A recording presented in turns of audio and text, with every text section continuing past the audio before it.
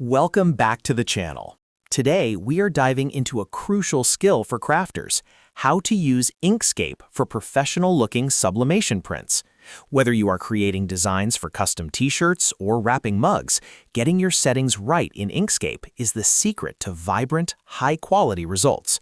We'll cover everything from setting up your workspace to the essential final export steps. If you find this tutorial helpful for your creative journey, please hit that like button and subscribe for more design tips. Let us get started with your canvas setup. First, open Inkscape and head to the top menu.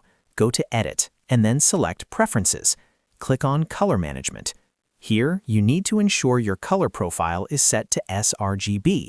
This is critical because sRGB is the standard color space for most sublimation printers, ensuring your hues remain consistent. Next, we need to focus on DPI. For crisp, clear sublimation transfers, you absolutely need a resolution of at least 300 DPI. Check your document properties to confirm your display and export units are set to high-definition standards. Now, let us move to the design phase. You can create your vector artwork directly using the pen or shape tools, or if you have a pre-made image, simply press Ctrl+I on your keyboard to import it into the canvas. Once your design is ready, there's one step you cannot afford to forget: mirroring. Sublimation requires your print to be reversed, so that when you flip your paper onto the t-shirt or mug, the image appears correctly.